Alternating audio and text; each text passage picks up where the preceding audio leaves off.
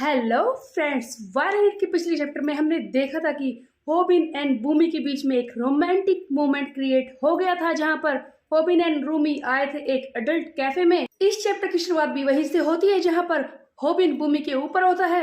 बूमी सोच रही है कि क्या तुम्हें अभी भी याद नहीं आया, जबकि तुम मुझसे इतने ज्यादा क्लोज हो होबिन। क्या तुम्हें अभी भी मैं याद नहीं आई? तो ये किस बारे में बात कर रही थी? और यहाँ पर हमें एक बैक स्टोरी दिखाई जाती है 3 साल पहले की। हम देखते हैं स्टोरी फ्लैशबैक में चली गई है और हमें दिखाया जाता है एक हॉस्पिटल। 3 साल पहले वाली भूमि भी वहां पे दिखाई जाती है और तभी एक लड़का आता है जो इसके मुंह पर गंदगी लगा देता है, एक्चुअली अपने नाक का मैल। और वो लड़का कोई और नहीं होबिन ही होता है। इसके बाद हमें थोड़ी देर पहले का यानी कि कुछ फ्लैशबैक के सीन और दिखाए जाते हैं, जहां पर भूमि होती है स्कूल में। तभी इसकी कुछ दोस्त आकर इससे कहती है कि भूमि, तुमने उसे भी रिजेक्ट कर दिया, क्या तुम्हें वो लड़का भी पसंद नहीं है? तब भूमि कहती है कि वो बड़ा होने की एक्टिंग कर रहा था, मुझे ऐसे लड़के बिल्कुल भी पसंद नहीं है। तुम्हें तो पता ही है कि मेरा आइडियल टाइप क्या होगा, मुझे ग्रोन अप सी पसंद है। मुझे ऐसा लड़का चाहिए जो अपनी उम्र से बड़ा और मैच्योर बिहेव करे। वैसे भी मैं भी तो ऐसे ही हूँ, इसीलिए मैं ऐसे ही लड़के को ढूंढ रही हूँ। उसके बाद हमें एक और सीन दिखाया जाता है, जहाँ पर भूमि अपने डैड को अपने स्कूल के लड़कों के बारे में बता रही होती है और कहती है कि डैड, पता नहीं वो बच्चों की तरह बिहेव क्यों करते हैं, उन्हें तो कुछ अच्छे काम करने चाहिए, रियल एस्टेट या फिर ऐसे ही कुछ, इन सब में टाइम पास करना चाहिए, और वो ऐसे बेफिजूल के कामों में लगे रहते हैं, रिलेशनशिप बनाते रहते हैं।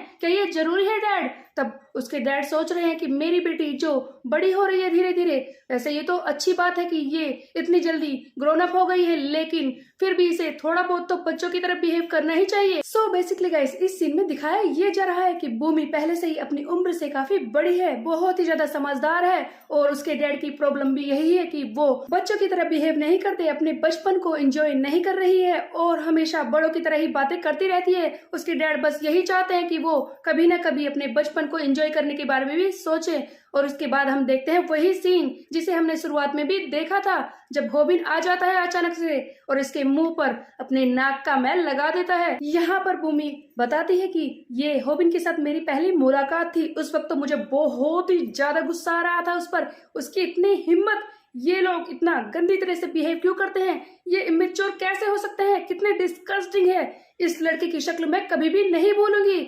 और उसके बाद भूमि को बहुत ही ज्यादा होबिन पर गुस्सा भी आया था उस दिन। जैसा कि हम जानते हैं कि होबिन बहुत सारी पार्ट टाइम जॉब करता था, इसीलिए उसे डिलीवरी करनी थी, इसीलिए होबिन वहां से जल्दी चला जाता है। भूमि उसे पकड़ नहीं पाती। तभी हम देखते हैं वहां पर एक नर्स आ जाती है जो होबिन के बारे में उसे बताती है कि वैसे ज्यादा कर तो ये ऐसा कभी भी नहीं करता, ये अच्छा लड़का है, ये अपनी मॉम के साथ यहाँ पर आता है। मुझे ऐसा लगता है कि इसकी मॉम यहाँ से जरूर चली गई होंगी, और हाँ, इसकी मॉम बीमार रहती है, इसीलिए ये हॉस्पिटल में ज्यादातर आता रहता है। ये हमेशा सबसे अच्छी तरह से ही बात करता है, और पता है इसने अपने हॉस्पिटल का सारा बिल भी खुद ही दिया है, ये इतना ज्यादा काम करता है। एक्चुअली बात यह है कि होबिन एंड उसकी मॉम के पास सिर्फ वो दोनों ही हैं, वो आपस में एक दूसरे की रिस्पॉन्सिबिलिटी संभालते हैं, और जब उसकी मॉम बीमार पड़ गई तो होबिन को दिन रात काम करना पड़ा, वो अपनी उम्र से कहीं ज्यादा बड़ा है।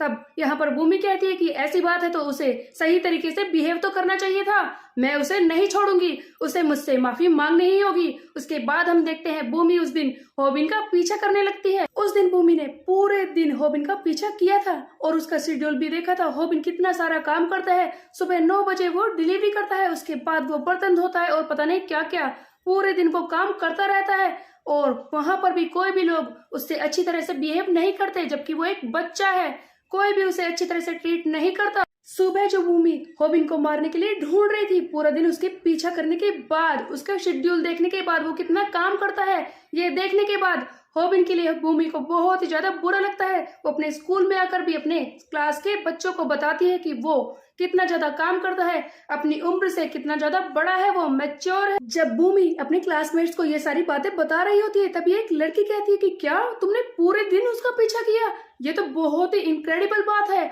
और हाँ, जैसा कि तुमने बताया, वो तो एक ग्रोन अप है, बिल्कुल ग्रोन अप की तरह ही एक्ट कर रहा है, वो तो तुम्हारा आइडियल टाइप है। तब भूमि को पहली बार रियलाइज होता है कि क्या मेरा आइडियल टाइप वो। उसके बाद हम देखते हैं फाइनली भूमि दोबारा होबिन से मिलने के लिए जाती है, वो फाइनली आराम कर रहा होता है। तब भूमि कहती है कि तुम्हें समय मिल गया आराम करने का, और फिर वो कहती है कि जल्दी से मुझसे माफी मांगो। तब यहाँ पर होबिन कहता है कि ओ तुम तो वही लड़की हो ना जो अपने डैड से बहस कर रही थी। तब भूमि कहती है कि तुम्हारा इस बात से कोई भी मतलब नहीं है, जल्दी से मुझसे माफी मांगो, समझे। तब होबिन दोबारा भूमि से कहता है कि क्या तुमने अपने डैड से माफी मांग ली। तब भूमि कहती है कि इस बात से तुम्हारा कोई भी मतलब नहीं है, समझे। तब हम देखते हैं होबिन कहता है कि तुम इस बात को जरूर रिग्रेट करोगी, एक ना एक दिन तुम्हें ये बात जरूर समझ में आएगी। तब भूमि कहती है कि क्या मतलब है तुम्हारा। तब होबिन कहता है कि देखो ये सोचो कि कितनी बार तुमने अपने डैड से मिसबिहेव किया है, कितनी बार तुम उन पर चिल्लाई हो, कितनी बार तुमने उनसे पैसों के लिए भीख मांगी है और कितनी बार अपने आप को ऊंचा दिखाने के लिए तुमने उन्हें झुकाया है। ये सारी बातें तुम्हें एक ना एक दिन जरूर रिग्रेट महसूस करवाएंगी, इसीलिए मैं कह रहा हूँ कि तुम उनकी एक अच्छी बेटी बन सकती हो, तुम अपने डैड से माफी मांग लो। इस बात पर भूमि कहती है कि तुम ये दिखाने की कोशिश क्यों कर रहे हो कि तुम मुझसे भी ज्यादा बड़े हो, मैच्योर हो, तुम मेरी ही एज के हो। तब हम देखते हैं होबिन कहता है कि तुम्हें ये लगता है कि मैं ग्रोन अप हूँ, मैच्योर हूँ। मेरी बातें सुनकर तुम्हें बता दूं कि मैं बिल्कुल भी ग्रोन अप नहीं होना चाहता। काश मेरा बचपन कभी खत्म नहीं होता, मैं बिल्कुल भी ग्रोन अप नहीं होना चाहता, लेकिन मेरी जिम्मेदारियां मुझे बच्चा नहीं बनने दे रही। शायद इस दुनिया में कोई भी ग्रोन अप ना हो। उसके बाद हम देखते हैं हॉस्पिटल का एक सीन जहां पर होबिन बूढ़े पेशेंट्स को खाना खिला रहा होता है। तभी भूमि को नर्स बताती है कि ये ज्यादातर यहाँ पर आता है जब भी इसके पास टाइम होता है। वैसे तो इसे स्कूल भी जाना होता है, पार्ट टाइम जॉब्स भी तो हैं, लेकिन ये जब भी अपनी मॉम के लिए मेडिसिन लेकर आता है तब भी ये इन बूढ़े पेशेंट्स को ट्रीट करता है और इन्हें खाना भी खिलाता है। इसे इस काम में बहुत ही अच्छा लगता है, ये बहुत ही अच्छा लड़का है। तब आगे भूमि की वॉइस ओवर हमें बताती है कि उस दिन के बाद से मेरी राय हमेशा के लिए बदल गई। उस दिन के बाद से मुझे वो लड़के बिल्कुल भी पसंद नहीं आते जो ग्रोन अप होने की एक्टिंग करते हैं, बल्कि वो लोग जो हमेशा काम करते रहते हैं उनसे मुझे बस सिंपैथी होती है। वो लड़का जो सारा दिन जॉब करता है उसके लिए मुझे सिंपैथी फील होती है, बाद में उसके लिए बुरा भी लगता है। लेकिन जब मैंने उसे आज देखा वो इतनी अच्छी तरह से पेशेंट्स को ट्रीट कर रहा था तो मुझे ऐसा लगा कि अब से मेरा आइडियल टाइप वो नहीं है कि जो ग्रोन अप होने की एक्टिंग करे, बल्कि वो है जो हर एक मुश्किल में हंसकर उसे फेस करे। और आज से मेरा आइडियल टाइप होबिन ही है। और उस दिन से शायद इस भूमि को होबिन पसंद आ गया था। अगले ही सीन में हम देखते हैं कि भूमि को पता चलता है कि होबिन की मॉम रिकवर हो चुकी है और वो हॉस्पिटल से जा चुका है। उस दिन के बाद से उसे होबिन कभी भी नहीं मिला, लेकिन भूमि को उस दिन रियलाइज हुआ कि उसे होबिन के लिए कुछ न कुछ तो फील होता है, शायद वो उससे प्यार करने लगी थी। आगे भूमि की वॉइस ओवर हमें बताती है कि 3 साल बीत चुके हैं, वो सारी बातें, वो सारी यादें मेरे लिए एक पुराना सपना बन चुकी थी।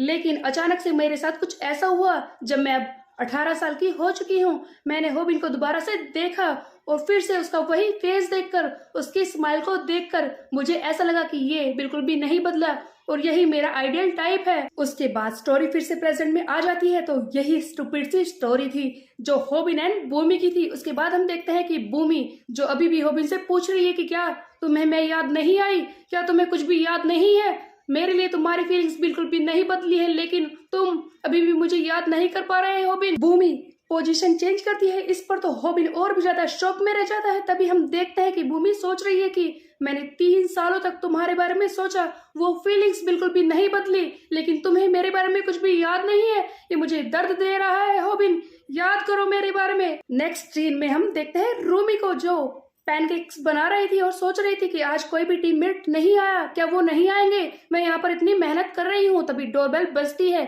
यहाँ पर हम देखते हैं रूमी बाहर जाकर देखती है, बारिश भी बहुत तेज हो रही होती है और सामने खड़ी होती है गियोल हैन। उसके पैर बहुत ही ज्यादा रेड हो चुके हैं क्योंकि वो नंगे पैर आई है इतनी बारिश में भागते हुए। गियोल रो भी रही थी और कहती है कि वेंगा घर नहीं आया, मैं क्या करूं, वो कहाँ है। सो गाइस, जैसा कि हमने देखा भूमि एंड होबिन की पास्ट स्टोरी में, तो ऐसा लगता है कि भूमि इसकी क्वालिटीज से इम्प्रेस होकर इससे प्यार करने लगी थी। तो क्या सचमुच ये प्यार अभी भी बरकरार था और होबिन को तो कुछ भी याद भी नहीं है, और हो सकता है कि भूमि की ये फीलिंग्स भी बाद में वाइप अप हो जाए।